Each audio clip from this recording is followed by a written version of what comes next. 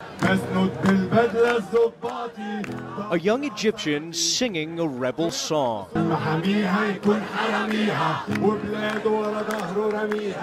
Tahrir Square, the epicenter of Egypt's revolution, Rami Issam raised his voice in protest during 18 historic days and nights, which brought down a despot and left many Egyptians full of hope. Everyone now can sing anything he wants without being afraid. But look what happened to Issam barely a month later. Beaten, battered, and scarred after Egyptian soldiers detained him.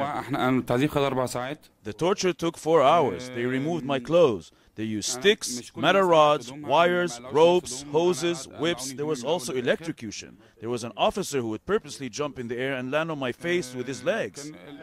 Issam was one of scores of male protesters detained during this crackdown by security forces in Tahrir Square on March 9th. Troops also arrested at least 17 women who were kept for days at a military detainment center.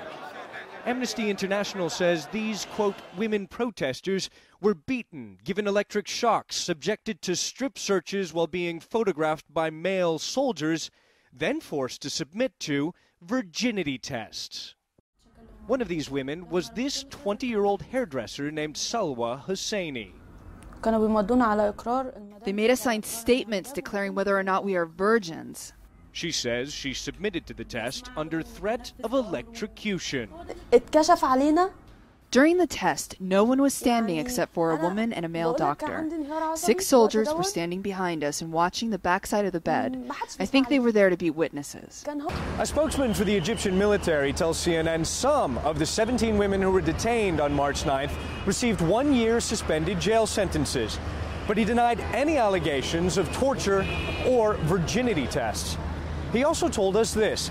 The ruling Egyptian Military Council is preparing to approve a new law that would make the kind of protests we saw here in Tahrir Square a criminal offense, punishable by jail time or huge fines. Did you ever think you'd be seeing this type of behavior on February 12th after Hosni Mubarak? I'm shocked. I'm shocked because I thought that, you know, that kind of treatment went down with the regime. Military police detained and interrogated human rights lawyer Rajia Omran for hours after she tried to monitor a polling station during last weekend's referendum on constitutional reform. Omran was among many concerned citizens at this recent civil society debate on board a boat in the Nile River. What happened to the revolution we began in Tahrir Square? Omran asks the audience. What happened to the revolution we created? Ivan Watson, CNN, Cairo.